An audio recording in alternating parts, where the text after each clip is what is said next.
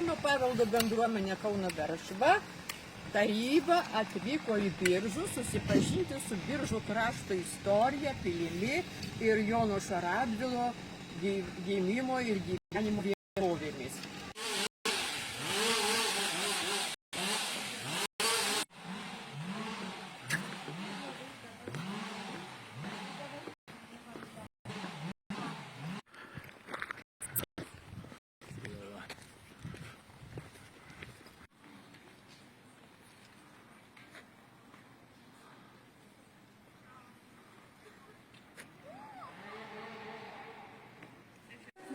Jau dar lankysitės, nes iš tikrųjų, tai kalbant apie Jonušą, pirmiausia, Jonušo projektas ir didžioji meilė yra Kėdainiai. Taip, gimęs Papilyje, jo tėvo Kristupo Radvilos yra čia irgi didelis indėlis į pilies atstatymą ir būtent, aišku, taip ir susijęs ir su Biržais taip pat. Tai čia šalia esam grindinio akmenų. Ir tai yra pirmosios pilies grindinio akmenys. Pirmąją pilį pastatė dar Kristupas Radvila Perkūnas. Jisai yra pirmosios pilies statytojas ir su jo pilies pastatymu Biržai suklystė. Biržai tampa miestu, nes pastatoma pilis Biržai gauna Magdeburgo teisę. Jeigu jau miestas turi Magdeburgo teisę, tai mes jį galime vadinti miestu. Iki tol, tai kol Magdeburgo teisės neturi, tai gali būti gyvenvietė, gali būti toks miestelis, bet būtent dėka Kristupo Radvilos Perkūno čia atsiranda pirmoji pilis. Pirmoji pilis buvo šiek tiek mažesnė už antrąją, mes esame dabar Kristupo antrojo pilyje, tai dėl to pirmosios pilies kiemo akmenys atsiduria antrosios pilies viduje. Kuriais metais? Pirmoji pilis pastatyta 1589-aisiais baigta statyti ir tais pačiais metais mes gauname Magdeburgo teisės Biržus. Taip, tai šita ekspozicija pristato apskritai muziejaus kūrimąsi. Muziejus įkurtas 1928-aisiais, tai minint Lietuvos nepriklausomybės 10-metį. Ir pirmoji ekspozicija buvo būtent Vaškų žvėreliškamšų ekspozicija, tai dėl to ir kaip ir muziejaus pradžia, ir muziejininkystės pradžia Biržuose yra šita ekspozicija. 28 metais. Taip, įkurtas muziejus, tačiau ne pilies rūmuose, nes rūmai dar neatstatyti. Čia yra šitoje vietoje tik tai griuvėsiai, tai muziejus tik tai atstačius rūmus jau tada persikelia pirmaisiais nepriklausomybės metais į šitas patalpas. Bet prasidėjo būtent nuo tokios nedidelės gyvūnų ekspozicijos. Biržuose gyventojai gyveno dar iki Radviloms pastatant pilį, iki čia tampant miestu. Tai dar kur kas anksčiau negu 16 amžius, kada jau miestas suklesti, jau yra gyventojai pirmieji.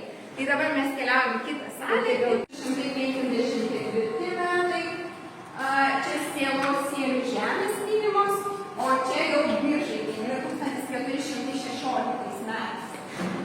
Minimas Biržų laukas ir to meto kontekste mes suprantam, kad Biržų laukas jau reiškia, kad žmonės čia apsigyvena. Nes šiaip jau buvo gyvas, net ir Biržų miesto vardas, jisai kildinamas iš Biržės arba Beržo, tai reiškia iškirstas miško plotas ir kur kūrėsi pirmieji gyventojai. Tai būtent iliustruoja 1589 metų miesto vaizdą. Ir šita Makovskio gravūra yra labai svarbi tuo, kad jinai labai mums pateikia daug informacijos apie miestą ir pirmuosius pilies rūmus. Tai miestas įsikūręs tarp apaščios ir Aguonos upę, apaščia, čia Aguona, ir Radvilos statydami tvirtovę nusprendžia, jog reikia apsaugoti miestą iš 3 pusių, kad suktų vanduo. Ir užtvenkia pačios Aguonos upes ir taip suformuojamas dirbtinis vandens telkinys Širvėnos ežeras. Labai būna dar klaidinga informacija, net ir gidai kartais klaidingai pasakoja apie tai, kad tai yra iškastas ežeras. Ten buvo pelkėta žemesnė vieta, užtvenkus upes, jinai natūraliai buvo apsemta, tai tikrai to ežero nereikėjo iškasti. Bet tai yra taip, dirbtinis vandens telkinys, tai yra svarbu, nes tai yra pats seniausias. Kurių metų?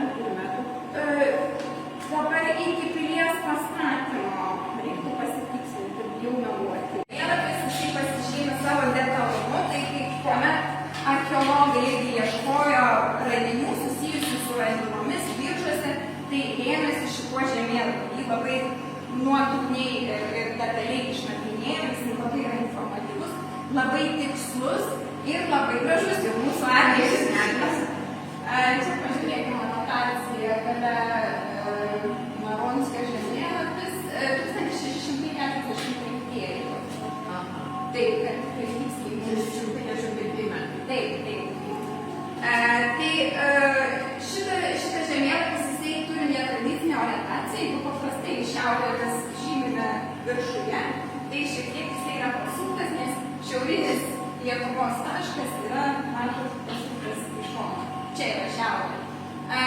Labai įdomu tai, kad irgi šiandieninės mūsų Lietuvos valstybės ribos taip pat eina Nemunėlio upe, tai lygiai taip pat buvo kunigaikščių Radvilų laikais, irgi buvo nusistovėjusi riba Nemunėlio upe ir būtent Radvilų valdos, o kartu ir visos Lietuvos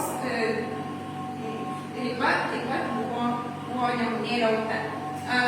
Žemėlapis vaizduoja husarus, karius su sparnais, dėl to, kad yra pasienio teritorija, jie reikia apsaugoti. Taip pat irgi raiteliai, daugybė ginklo. Viskas iliustruoja apie tai, kad šitas pasienio miestas jisai turėjo būti labai stipriai saugomas. Tai buvo ir kunigaikščių Radvilų privati valda, bet kadangi kunigaikščiai užėmė didelės svarbias pozicijas valstybėje, jie buvo ir etmonai ir vadovavo krašto gynybai, tai nebuvo jų tik tai asmeninis reikalas čia pastatyti tokią tvirtovę, bet jis buvo visai šaliai svarbus